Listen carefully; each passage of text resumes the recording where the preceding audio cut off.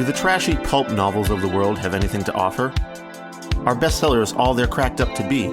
Here at Terrible Book Club, we explore whether you really can judge a book by its cover, or its ridiculous synopsis. You ever passed a book and thought, ugh, who's reading this?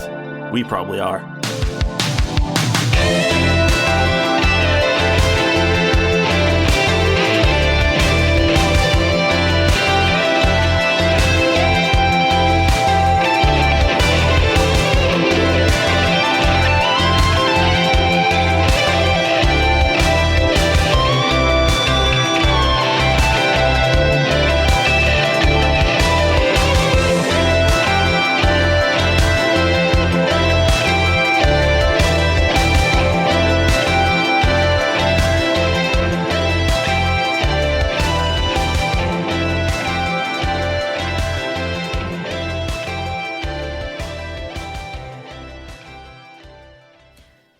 Welcome to episode 97 of the Terrible Book Club. I'm Paris, and this is Chris. Hello. This time we read, Ma, Can I Be a Feminist and Still Like Men? Lyrics from Life like this by Nicole Hollander. Does that mean I have to do a voice like that too now? Every time I bring up the title? You don't have to, but it might be fun. Ma, can I still be a feminist and still like men? Ma. Anyhow, this sheep now. Terrible Sheep Club. This strangely titled book was published in 1980 by St. Martin's Press, and it somehow found its way into my boyfriend's basement in Minnesota. He found it when he was cleaning alongside a book called Lesbian Nuns, which, sounded like it might have been funny, but was actually a serious and uplifting book about, the struggles and triumphs of lesbian nuns. So I know everyone wants to laugh, but honestly, a lot of women that go into convents and become nuns are gay, apparently. I guess it makes sense, right? You just want to lock yourself up with a bunch of other women. It's very common for them to be gay, and obviously, I guess more traditional Catholicism or Christianity, frowns upon that. So that's some cognitive dissonance, pretty strong cognitive dissonance. So that book is about that. Anyway, my boyfriend didn't read that. No, we didn't, because it's, like I said, it's a serious book, and it's about a topic that it's not funny. It doesn't need to be laughed at. And my boyfriend brought them both upstairs because he found them near each other in the basement. It was like, where the fuck did these come from? He has no idea why he has what part of the either basement? Was it like next to the boiler, or like in a damp area full of spiders? Like what? I mean, so it was in the unfinished part of the basement. So the basement is partially finished. I know it was in the unfinished part. So laundry, perhaps surrounded by spiders. Sub pump. Oh yeah, I mean. It smells like a basement. The book, it smells like a basement. It's got an odor. So my pet theory, since my boyfriend has no fucking idea how they ended up in his basement, my pet theory is that they must have been left behind by the previous owner, who was an elderly woman. That's my guess, anyway. So, what's your thoughts on whether she was a lesbian nun and or feminist? Feminist, perhaps lesbian all nun. Three. That makes a lot of sense to me. That seems like a common, I don't know, seems like a reasonable demographic, feminist, lesbian nun. I don't know. We found one in her small book stash that she left behind in a dank corner of the basement. I don't know that this woman that used to own this house was that, but I don't know. Feminist, lesbian nuns sound pretty cool. Sounds like a 80s movie somewhere, like a D movie that you can rent. Oh, or a shitty indie band. Yeah, we're feminist, lesbian nuns. Anyway, so what we normally... not go to that show. So what we normally do here, we don't normally sit here and wax poetic about lesbian nuns. Typically, what we do is we read books that we assume will be bad based on their cover, title summary, or some combination of those three. Sometimes we also read books that our patrons, listeners, or friends recommend. In general, though, we do the opposite of what most people do when they are in a bookstore or if they're browsing for books online. And usually this experiment results in a disappointing read, but, once in a while we end up liking the book. Today... Sorry? I was going to say, sometimes we take patron recommendations, sometimes we look in bookstores, sometimes we read dank old dusty basement books. I mean, how could I resist it with a title like that? How could I resist this? Yeah, true. Anyway, before we move on to content warnings and the summary and discussion of the book, I did just want to take a second to tell y'all about my coworker's book. I found out today that one of my coworkers is a children's book author, and she wrote a book recently. So I thought it was worth bringing up because I think her book fills a niche. She wrote the book because she noticed that this niche was not being filled. So the book is called A Friend Like Anian by Meeka Caldwell. The book seeks to represent Black families with children who have Down syndrome, since evidently a large swath of literature about Down syndrome and for children with Down syndrome just seems to be a lot of white people. So that's kind of weird. But yeah, so pretty cool. I did not know that my coworker did this. So I found out today, and I just thought that it was worth throwing out there. So if you're interested, I'm just going to throw her link tree into the show notes. Again, her name is Meeka Caldwell, and the book is called A Friend Like Anian. So if you have a young child in your life, or you know somebody who does, it might be worth checking out. Great. Yeah. All right. Although, I might be careful if you tell her, like, hey, I featured your book on my podcast, Terrible Book Club. Well, I mean, I told her I was going to talk about it. I was like, yeah, the show is not a normal. It's not a normal. We're not going to review it. I'm just going to talk about it. Don't worry. Your book is safe. All right. Content warning. So for today, aside from our usual barnyard language, it's mostly just going to be sex and gender dynamics. If you don't really want to hear about that, then, it's not an episode for you.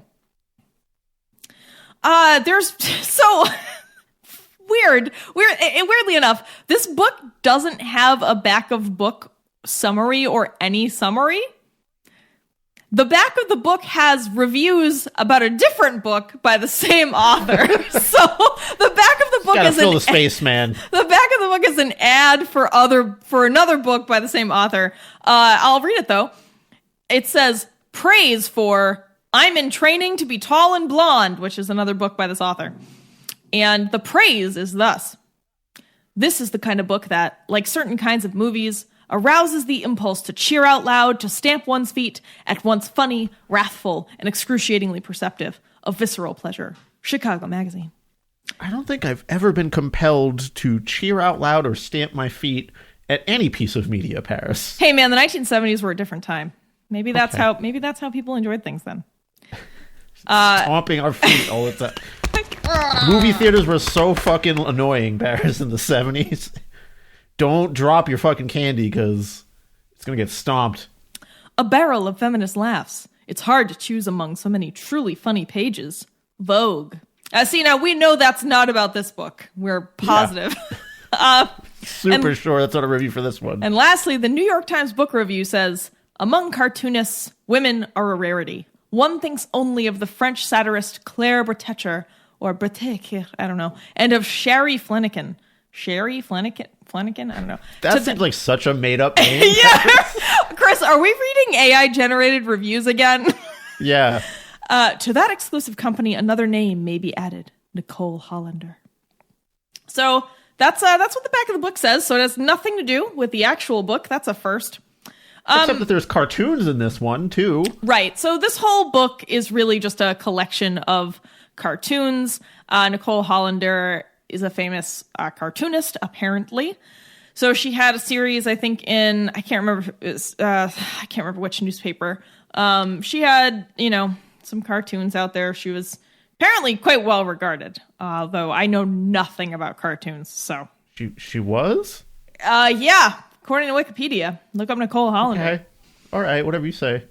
So there's really no, the setting, I guess, is late 1970s America. This was published in 1980. It seemed like it was largely written between 78 and 79. The only consistent characters are a character called Sylvia and her daughter, who I don't remember if she's named, but most of it is just like various unnamed and named characters that appear once. It's a collection of comic strips. That's what this is. I believe Sylvia is supposed to be Ma. Yes, correct. The titular Ma. My best summary is a series of very roughly illustrated feminist cartoons broken up into sections. And those sections are some introductory remarks from Sylvia, mystery and romance, sexual preference, playing doctor, a difference of opinion, reading by the light of the cathode ray, naughty problems and elegant solutions, and some closing remarks from Sylvia.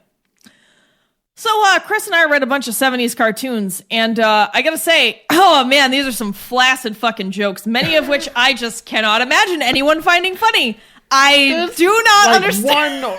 There's like one or two things that I got like the inner like, I guess kind of like, but on a laugh-o-meter, Paris, this was like a 2 at best. Yeah, it was real bad. I mean, and then did you understand the random mystery passages? I thought maybe they were there to make fun of how women are written about in most fiction, but they weren't even really bad. So I didn't understand. But like they didn't kind of make any sense to me either. Yeah. I don't get a lot of the stuff that's here. There seems to be a general lack of punchlines. Yeah. Oh, and none of this is helped by the illustrations. The illustrations actually make things worse. They're just really grotesque and not in a way that I find appealing. And again, I do want to, or not again, I do want to state that I understand cartoons are really, really subjective, and they're also they have to be made daily or weekly. So I understand that the bar is low and also wavy for cartoons, right? Like they're not supposed to be fucking works of art that you frame or something. But I just don't like the style. I thought it was really unappealing, and it just didn't help because the jokes, we also didn't like the jokes, so it's just all together a bad time. I think a lot of this is going to be you and I reading out a joke or two, or 10 here. In Paris, I kind of want to start with the pair of pages that has the title in it, because I think it's a good little example of what, perhaps a self-aware example of what's going on in this book. So Sylvia and her daughter are sitting across from each other at this table that has some books, a tea kettle, a jar of something, perhaps a roll of paper towels. That's not important. Anyway, Sylvia's daughter says, "Ma, do you think I can be a feminist and still like men?" Sylvia says, "Sure, just like you can be a vegetarian and like fried chicken." Then her daughter replies, "Ma, sometimes when you tell me something, I get more confused." And Sylvia says, "Does a chicken have lips?" That's it. So there was you could be just like you could be a vegetarian and like fried chicken. Like there's the joke, right? I guess a very like ham-handed thing. And then what is this? Does the chicken have lips? I don't. Yeah, I don't get it. What's the joke? Is this going over my head? Is there some obvious thing here about being confused? I don't know. Let's try another one. Okay. Hit me with yours, Sylvia and her friend, not her daughter. I forget what her friend's name is, but they're sitting at a table, and her friend has a book called Love. And her friend is reading a passage from a book called Love. She'd never met a man like him before. Every inch of him so aggressively virile, from his ruggedly masculine features to the masses of wiry ebony black hair on his powerful forearms. Why can't I meet a man like that? The friend says to Sylvia. And Sylvia says, I know a guy like that once. He shed all over the house. Because he's cat, or a dog, or he's just a hairy man. Ladies without husbands have cats, Paris. Did you know this? I don't think it was about cats. I just don't think that's very funny. There's some I just plain do not understand at all. Sure. There's a woman who's supposed to be a singer, and it says, "And now I'd like to sing a medley of the lyrics that ruined our lives. Please hum along using any Carole King melody." I guess that's supposed to be a stab at Carole King. And the thing she sings is, "Oh baby, I was barely breathing. Should I just sing this? Yeah, do your best." I don't know what Carole King sounds like. Add some life to this. Yeah, just give this some fucking... Oh, God. Oh, baby, I was barely breathing. I was just treading water till I met you. Now that I have you, I don't need no other reason to tear. I don't know how to say that word. Oh man, I'm not even singing. This is bad. I guess I could give it a real try. Let's see if there's a good line in here.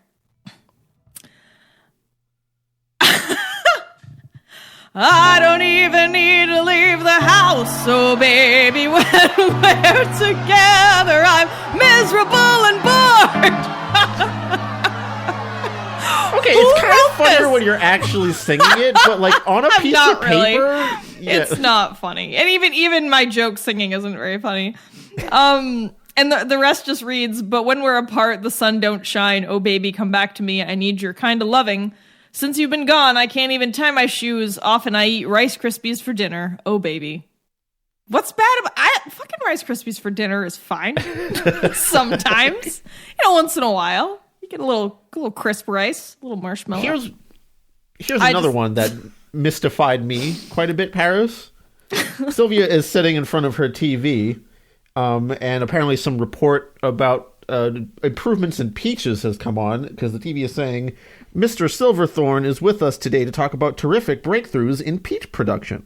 We're very excited about this, Dorothy. Through the judicious use of additives and a forced growing process, we have developed a peach that is not only ripe when you buy it, but it stays ripe in your refrigerator for a month.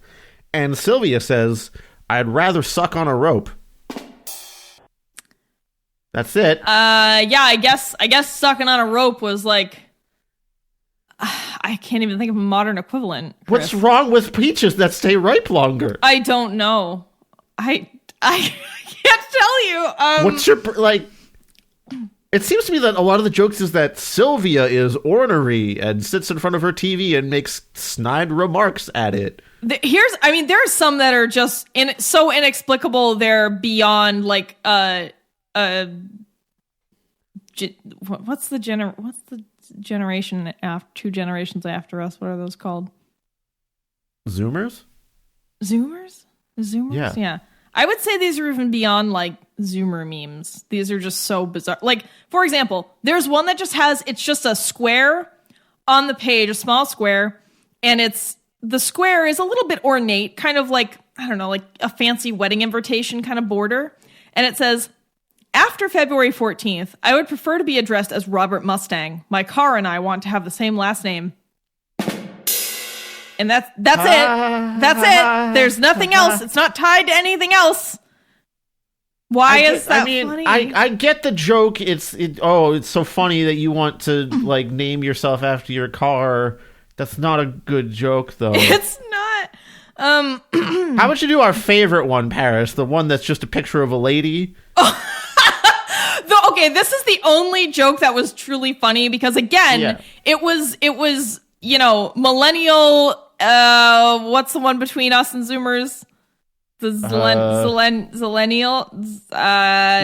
Sure, it's whatever. Young people. It's like beyond the young people memes in its absurdity, and it made me laugh out loud the first time I saw it. I'm just trying to find the actual image, but. Just so you can describe in detail some very poorly drawn random lady, because there's nothing special about it's just some lady, apparently. Well, that's the thing. They're all non sequiturs. Every single page is not connected to the page before it, unless it's. I think there are a couple where there's like a series and it's all one joke, but largely the jokes themselves are all non sequiturs. They don't they don't connect to anything else. God, what? Oh, also, this is in the chapter. I believe this is in the chapter called Sexual Preference, which is weird. That makes it better. Yeah, I think. Let me make sure that's true. No, I'm sorry. It's in the chapter called Reading by the Light of the Cathode Ray. That makes less sense. And there's just a page. And in the middle of this page, there's a crude drawing of a woman. She's a very pointy chin, thick lips.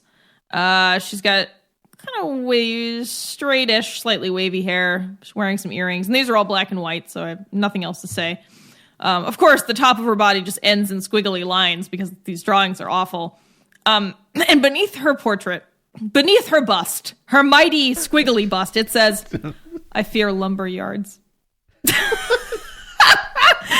Like that's totally like some like deep internet, deep fried meme shit where it's like a picture of a lady with that caption and it's super blurred or something. And I can't. But unlike with the young people, millennial Zoomer jokes, that you can usually trace those back to something. That I fear lumber yards. I have no fucking disconnected clue. from all humor known to mankind. Yes. She's floating by itself in this universe of non-jokes.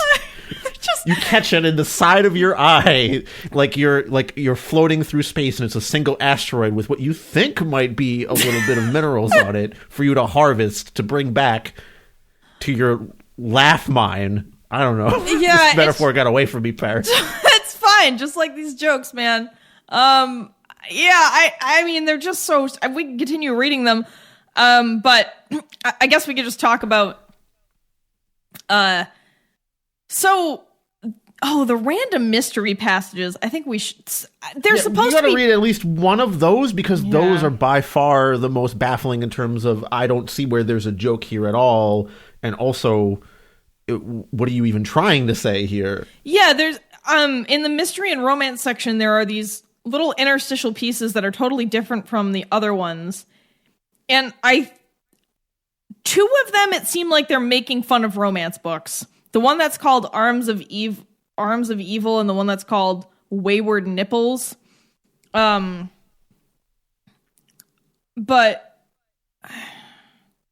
yeah, I think Wayward Nipples is clearly like, hey, aren't romance books really dumb? This is what it says. She slapped him. He caught her arm and pressed her to him in a grip of steel.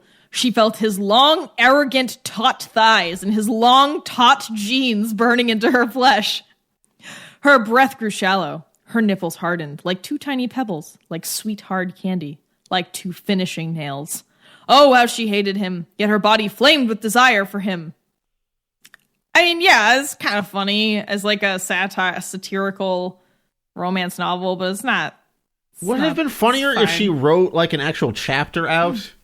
But then that's not like, you're not a cartoonist, right? Yeah.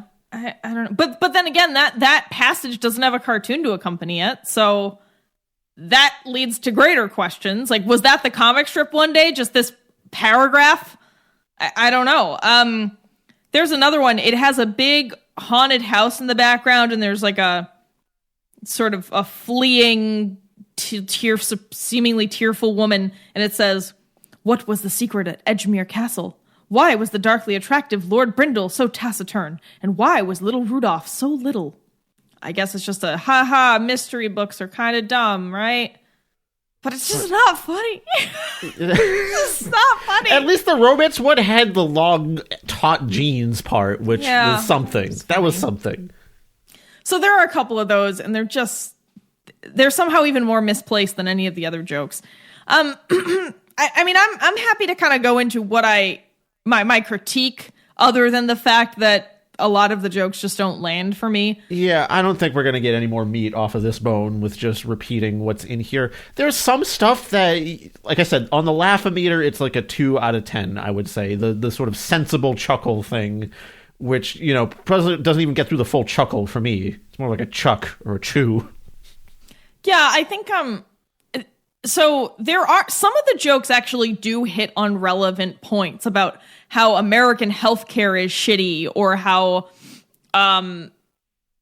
women still aren't treated equally in the workplace and paid equally and things like that. But the way that the jokes are laid out just don't make me laugh, even though I'm like, yes, that is an absurd comparison you're drawing, and I agree with you that this is bad.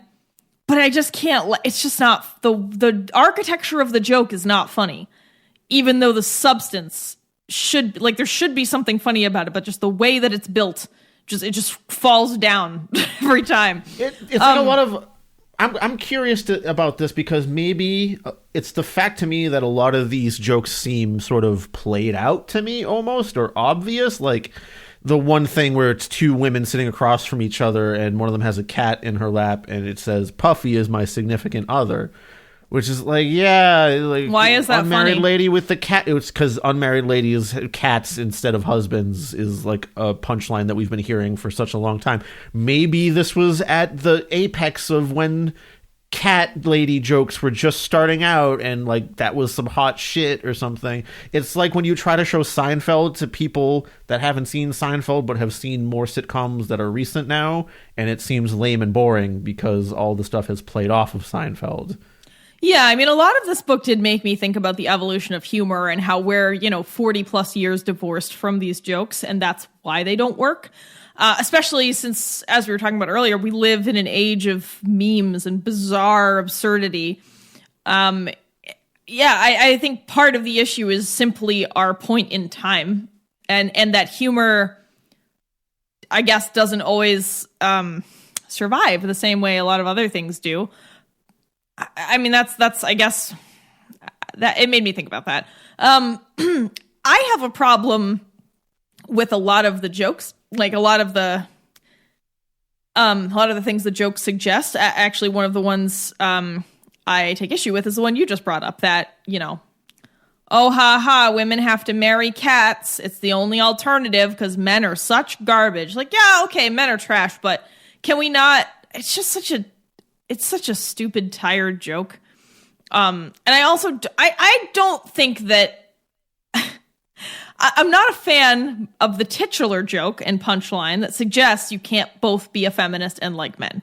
Sure, men are difficult, men are problematic, but it's totally possible, and I don't think being straight is incongruent with feminism. And I think I've just gotten really tired of hearing things like that lately, so maybe this is just a particular sore spot for me. I just think people need to be a lot more nuanced about how they talk about gender and relationships and men and women.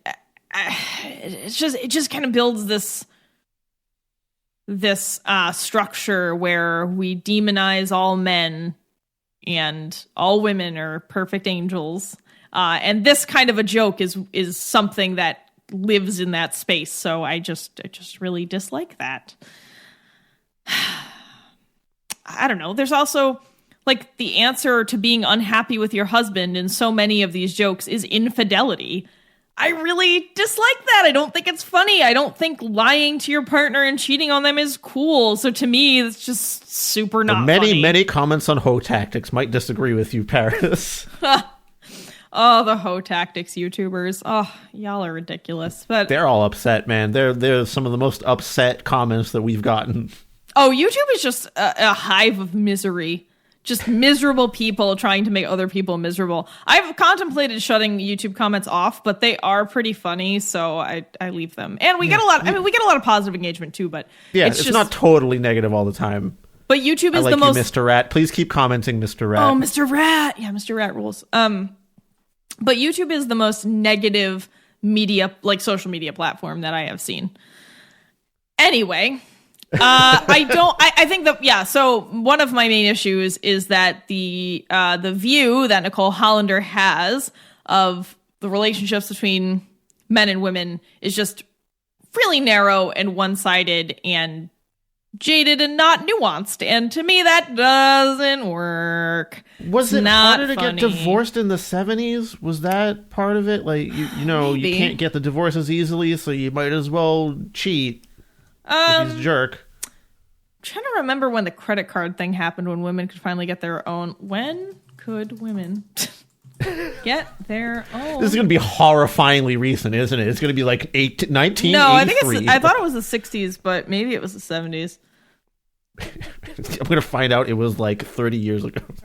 The Equal Credit Opportunity Act of 1974 changed that. So, I mean, this is like 5 to 6 years later. That's still pretty recent. Yeah. That's like I could ask my dad about that, and he would be like, "Oh yeah, we didn't let him have them until then." Yeah, fair. Again, I think a lot of our disagreements with the book is just due to the fact that we exist in a time period that is 40 years after it. So we're just so divorced from the context that nothing is funny anymore. And yeah, it's kind of hard to identify with this. Perhaps as a piece of feminist history, is this valuable? Yeah, I think so. I think that's a good way to put it. Oh, there's also an errant joke about Errol Flynn fucking Lassie, and I just did not understand that. I was like, whoa, what the fuck was going on? In a bath, and she's watching TV while in the bath, which is like a little dangerous. No, she's reading. She's reading too. She's reading while she's TV. What the fuck she's was I reading. seeing? She's reading while she's in the bath. I thought she had a TV near the bath. No, and she's was, holding watching Lassie or something. No, she's holding a book. Lady. She's holding a book called like Celebrity Stories or something like that, and she's like, "Oh no, I knew Errol Flynn and Lassie weren't just friends," and I was like, "What? What?" They were mortal enemies. Actually, you misconstrued that. They were in a blood feud.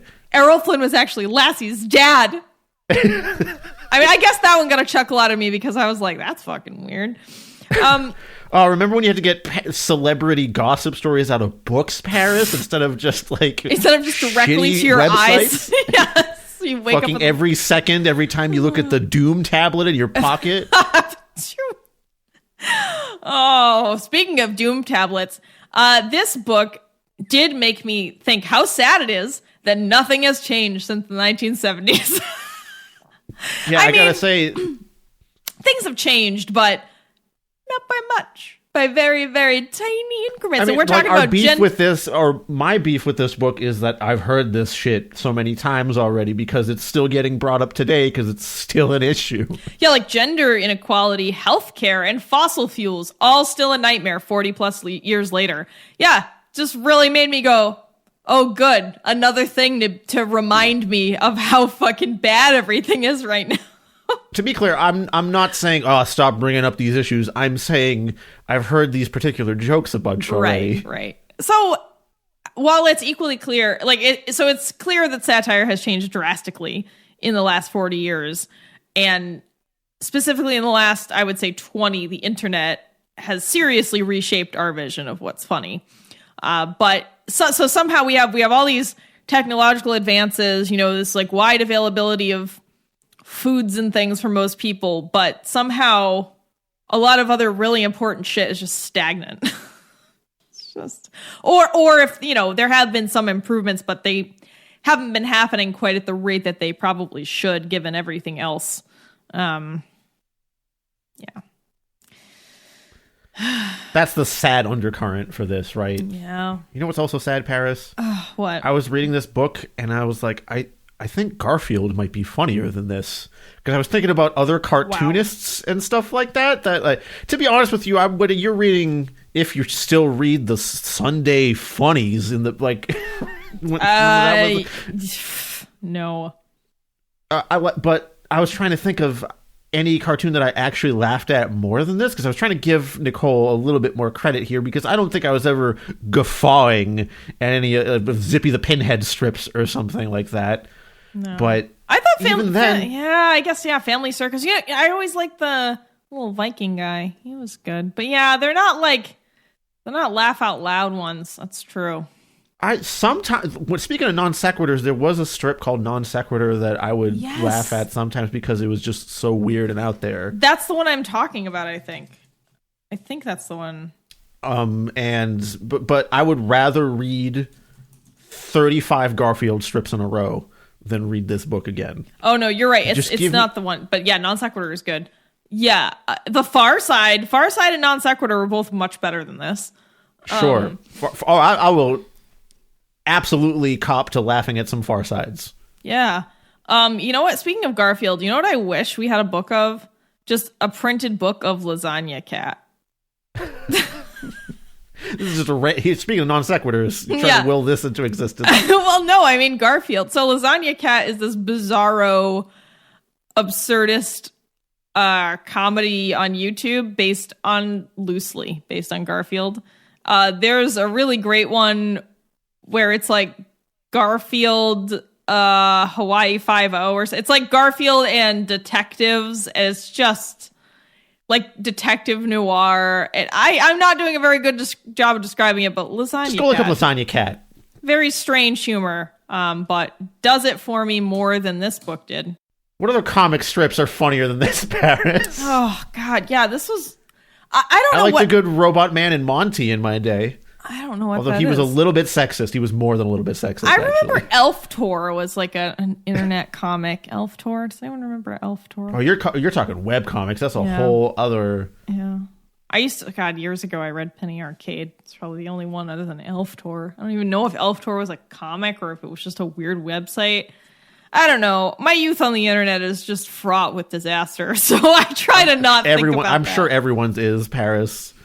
I just can't remember some of the crazy things that existed in the 90s. I was specifically talking about like in-print published strips. Yeah. There's one that is the reigning king of all comic strips of any kind, web or I'm sure it was never in a newspaper, but the Perry Bible Fellowship. Oh my God! How could I forget? Yeah, the Perry Bible Fellowship is some of the funniest fucking shit. you want to laugh? Holy at some comics? fuck! Yeah, throw away your 70s feminist comics and pick up some Perry Bible Fellowship.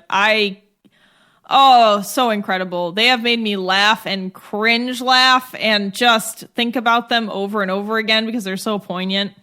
Which makes me realize that, yes, you can make cartoons laugh out loud funny like this. You can. And I think that, so if we want to talk about how we can fix it, Chris, you make a great point in this section. So how could we fix this book? Chris, take it away.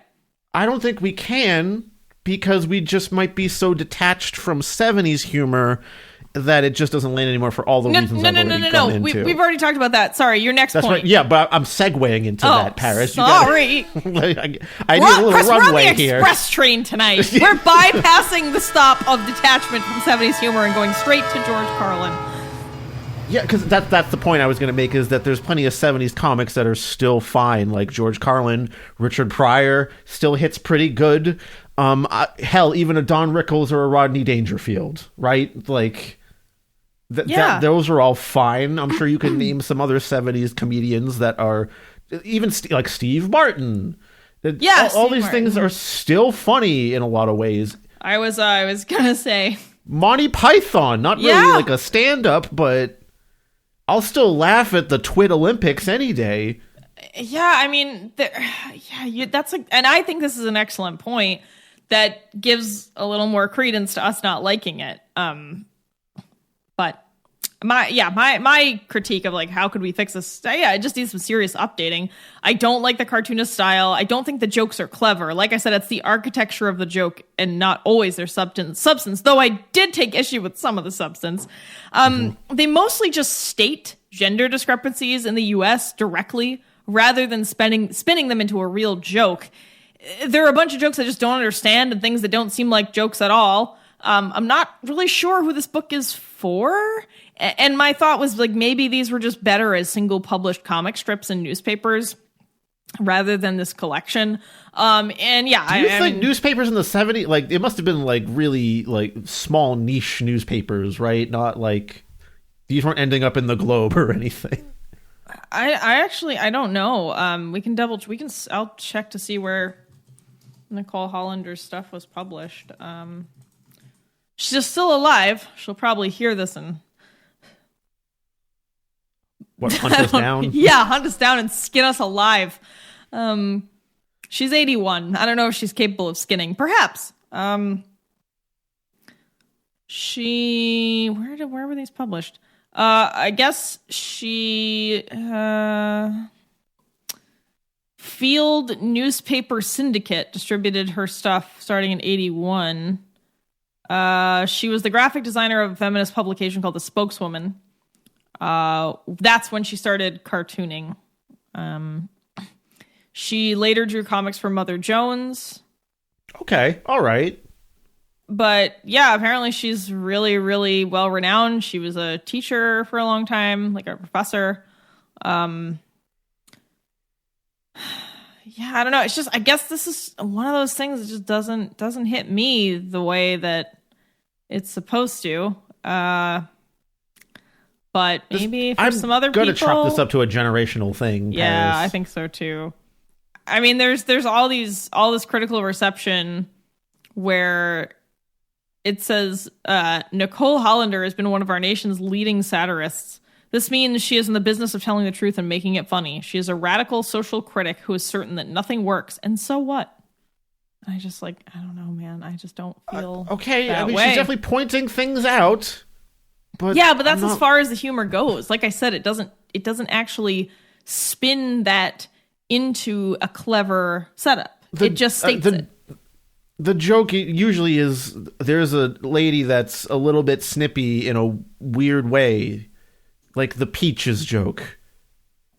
Yeah, I don't. Why do you want to suck on a rope, Sylvia? Yeah, what does that mean? It just means is there like a soft penis joke in there? Like I'm looking for anything. Oh God, I didn't even think of that. I mean, I just read it as like an unpleasant activity. I don't think it is bad. that, but I'm just looking for any grasping at straws. Grasping for soft penis. I'm sorry. I mean, there's even some where she's sitting with an alien at a diner, and the alien just says nothing, like gobbledygook, like nonsense. And I don't know what's funny about it. I just don't. I don't know. The man is the alien, and he's trying to talk to the woman, and she can't understand it because he's from another planet. Because men from Mars. Oh, you know what? You know what? One is actually kind of good. I'm going to read this one. This one's actually good. Sylvia's on a date with a guy, and the guy says, "You know the kind of woman I could really go for?" And she says, "Is there anything I can say to prevent you from sharing these thoughts with me?" And he says, "Someone intelligent, witty, passionate about her work, totally involved in life, and willing to give it all up for me." Yeah, all right, sure. Yeah, that's good. Yeah, that's fine. It's all right. It's all right. It wasn't like a ha ha ha ha, but I was like, ha, yeah, okay. You got a ha, you got a solid ha, one ha. I mean, it is a truthful observation about how some men view dating women. Yeah, exactly. But again, all right. So I think we've fucking beaten this we've point. Wrung to this death. out of all its basement juices. Oh, the other shitty thing about this book was that because it's so old and has been in a basement for who knows how long, whenever I moved it at all, so whenever I turned a page or opened it or put it in a different spot, it just shed old, dried binding glue. It just everywhere, and it's just terrible. You're breathing that in, Paris. You're slowly getting more glued together and stiff. It's terrible because it kind of it's like shrapnel. It just splits into thousands of pieces. It goes everywhere. It was very frustrating to clean up constantly. I then had to, once I took all the pictures for Chris to send him the book, I put it away, and I never want to move it again because I fear more glue shrapnel. Now it's a deadly weapon. So would I recommend this book? No, unless you're looking for historic feminist critique. I think it's useful as a piece of history. However, I don't really think it's useful as a piece of humor. You're a cartoonologist or something. Yeah, cartoonologist. A cartoonologist, yeah. Anyway. Paris. Why is it so hard to just get nuance when you're talking about straight gender things? It's so hard. It's so hard for people. Everyone can't get rid of this, men are from Mars, women are from Venus. Oh my God, we're so different, and men are just so evil. Yeah, I know, but we've been in this binary sort of mentality for quite so long that it's just entrenched in so many weaved into so many pieces of media and how we think about it. So yeah. You have to really go digging for that kind of nuanced discussion, or just get it from friends that you have these conversations with, even though that's not always the best. Let me tell you, it's very hard for me to find a lot of dudes I can have nuanced gender critique conversations with. Yeah, maybe fuck me. Maybe I'm being too hopeful about this. Maybe all men are trash and evil. Sorry, Chris. I mean, that's the thing. I don't actually believe that. I think most of us could do a lot better. Oh, I agree. I agree with you, but I think that it does a disservice to men to consider them to be irredeemable bastards, one and all, right? I don't know how much of a bastard you think I am, Paris. I guess let's get to the meat of this right here. I don't. That's the thing. I don't. I and that's what I mean. And even if I don't know, whatever. I'm not saying that women are responsible for fixing all men or anything like that. But I do think that if you kick people when they're down over and over again. It's doesn't the help. lack of conversation that men have with each other a lot of the time that I have to say, because there's a pervasive culture of not wanting to get in too deep emotionally with other men sometimes. And there is, there is a culture of like, I always got your back, bro. Just like call me if you need something. But I don't think... Yeah, you never get maybe that it's just call, my right? friendships. Like, I mean, I'm sure there's plenty of friendships that are like that. I'm not saying that doesn't exist, and perhaps this is even just me being unwilling to like reach out in this way. But that, of course, there it is again, because I feel that a lot of the time it's a surface level thing where you will get that like, oh, I got your back, bro, and if you come to them with a problem, it's like, no, you can just do it, man. Just like try. It's not always just try harder. It's not, I've had plenty of dude friends be totally sympathetic and everything, but sometimes not so much. And especially, this is totally divorced from like sharing emotional burdens with male friends. But like I said, having those sort of gender critique or gender theory based conversations tends to fall a little flat with a lot of dudes. I mean, it's the same. We could also have this conversation about race or, about sexuality, like all of those things, like you said. American white people, just hopeless. I feel like they just don't want to have the conversation a lot of the time because they're we're scared or they're scared. We're scared of coming off as shittier than we are being accused of being shitty. Mm-hmm. So you just kind of want to step back from it and not say anything, which isn't the right way to handle it. No, I know. I agree. I've probably said things that I've actually just interrupted you, I think, there, unless you had a point to make. No, it's fine. I mean, I like we all make mistakes. I mean, I think that a good way to think about it is I recently read Ibram Kendi's book, How to Be an Anti-Racist, and the way that he shapes that conversation it certainly helped me to think about issues with race better, because he just lays out that everyone is racist and everyone has to work to be anti-racist every day, kind of with not every single decision, but with many decisions you make. And you're going to fuck up.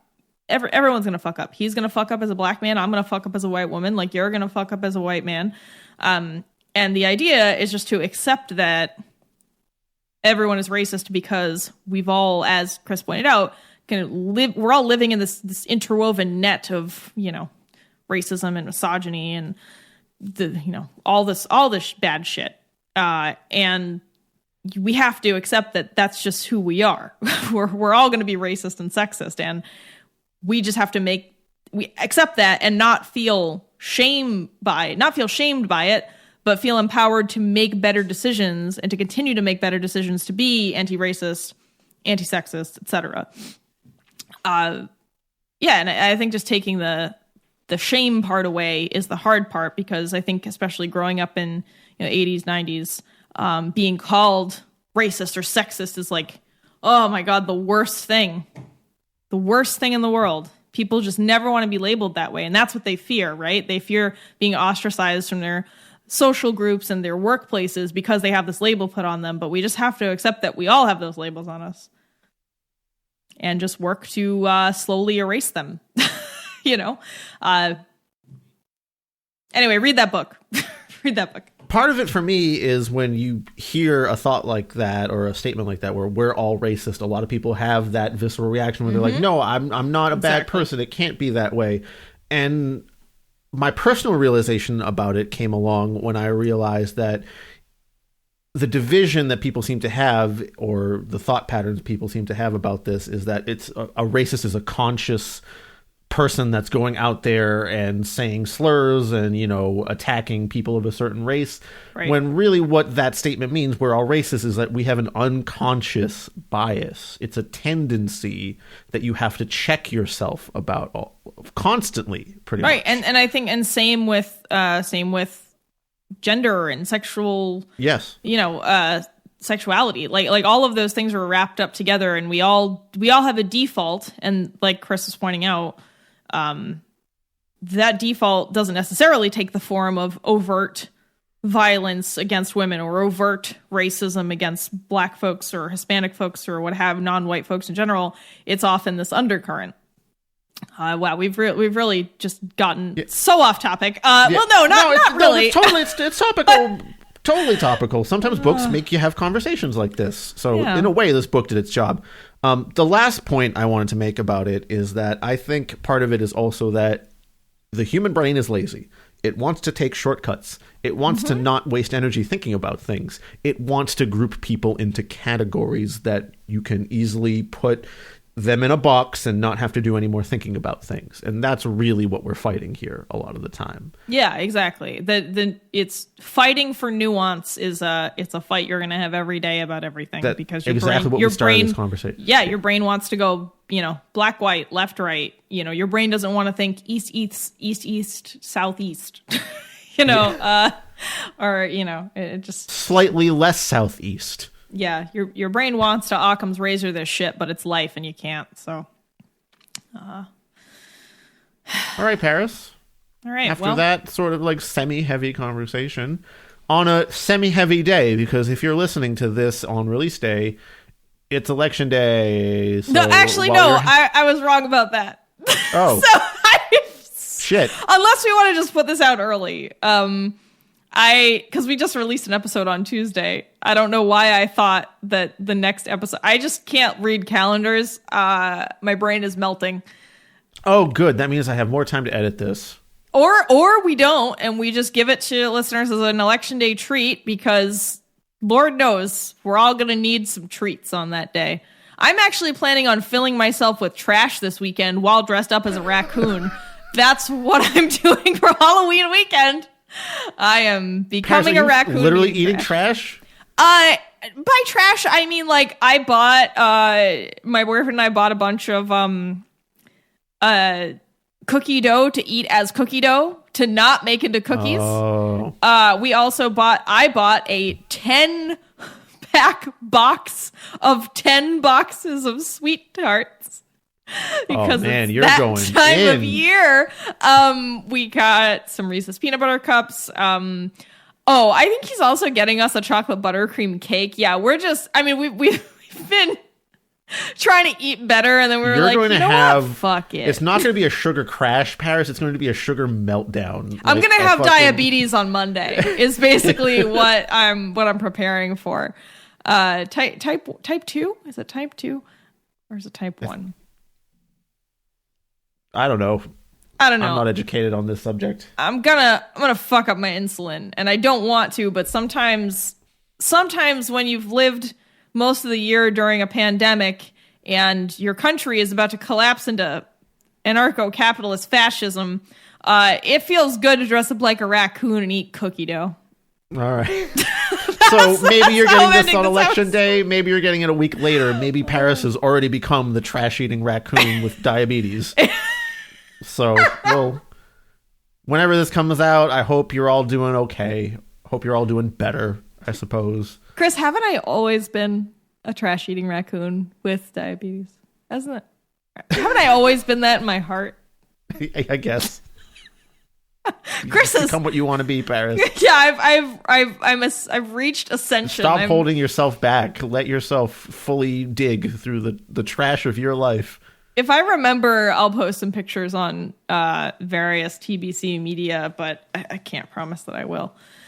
I guess it's the end of we should thank people. So thank you, patrons, for for feeding this trash panda trash. Thanks. Thank you to Dari, Greg, Will, Veronica, Dee, Lynn, Sinya, Yakub, Bobby Blackcat, Jensina, Mayo Cat, Elliot, Kieran, Martin, Jay, and Scott. Thank you all. If you also want to help support the show and join that illustrious list of names that I read poorly each time, you can donate any number of dollars to us on Patreon for various rewards. You can subscribe or follow us on YouTube, Facebook, Instagram, or Goodreads. You can also share the show and tell some people about it, or rate and review it on the platform of your choice. If you leave a review somewhere and give us, some stars, it's helpful. Preferably 5 stars. We like 5, but we understand if it's 4. And if you want to reach out, you can contact us on Goodreads, Twitter, Facebook, Instagram, or you can send an email to terriblebookclub@gmail.com. We've actually been hearing from a lot of people recently. Apologies about Instagram. For some reason, it didn't tell me that we had any messages on the account because they were accounts that TBC didn't follow. So one day I opened the messages I think I was going to forward something to somebody through that account, and I saw that we had 3 pending messages from listeners. So sorry, I already responded to you all, but sorry about that. I'll make sure to check that more diligently. Email is probably the most direct, or Twitter. Yeah. We got anything else? We want to tell people what's up for 98? Because I don't remember. We're really just winging it here in a lot of ways, Paris. I'm tired. It's getting towards the end of the year. We're gonna have a marathon session soon. I'm pretty sure. I mean, we're also in the season finale of the United States of America. I'm tired. I'm fucking tired. We're all trying to keep up here, right? Yeah. What? The next one, we don't exactly know what the next one might be yet. We have a sort of branching path option we do. Here, so we can't say. We're fucking Robert Frosting it. Is that right? We're Robert Frosting over. Is Robert Frosting a porn name? If it's not, it should be. The Road. Oh, I saw a name somewhere that I decided would be my adult performer name if I ever went down that route, which I will probably not. But I forget where I saw it, but the name was Cocaine, spelled K-O space K-A-N-E, which to me really totally works as an adult performer name. 2 books appeared in a yellow wood, and we were sorry that we could not travel down both book paths. Oh, you know what we can ask people on this episode, Paris? Hey, we're doing something special for episode 100. Oh, yeah, we are. If you have any sort of categories of, we're doing a little award show, basically, for the TBC. But basically, it's episode 100. We're going to look back and award books, special things based on how they do in certain categories. So if you have suggestions for categories you'd like things to be nominated in, some of the sample ones that we're definitely going to be doing are most insane or worst proofreading. Yeah. I mean, and things these like that. And these categories are going to cover the entire history of Terrible Book Club. So it's not like just this season or last season. It's just the whole thing from start to finish. So we've got some stuff. We're also probably going to do some games like we've done in the past. I'm not sure if we're going to be doing I forget if we named the book guessing game or Not on Top. Nope. Not on Top was fun. Maybe we'll do some Not on Top. We also have solicited just random questions from folks. So if you just have a question you've always wanted to ask both of us or one of us, please submit it. We're happy to answer it.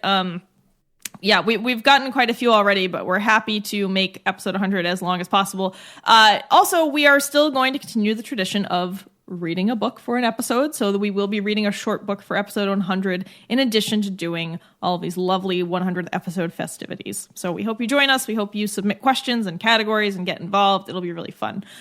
We may, Chris, I don't know how you feel about this, but maybe we should stream it on Twitch. I think that'd be a good thing to do on Twitch. Yeah, so why not? It's going to go long anyway, so people can hop in and out as their schedule allows. Try to do a weird time to get all you Aussies and people in France and other time zones. No, those are the only two, Paris. France and Australia. And France. Those are time zones. That's the 2 time zones around the globe. There's the Francosphere and the Austrosphere. No, and then there's us. But actually, I'm in a different time zone from you right now. So there's 4. That doesn't exist. That's a lie, Paris. It's just France and Australia. Well, yeah, Chris, have you ever looked at the curvature of the lake, and if you look across it, if you can still see the lighthouse. Sorry, this is a really bad rendition. This is a really bad rendition of a scene from the Flat Earth documentary. Anyway. All right, Paris. I think we've determined if we can. I don't know what I'm trying to say here. Maybe we take that. I think we're fucking cooked, is what I think. So. With that, a very fried in Paris bids you adieu on this weeknight, and we hope we find you safe and happier the next time you hear from us. So, good night. Bye, Paris. Bye, Chris.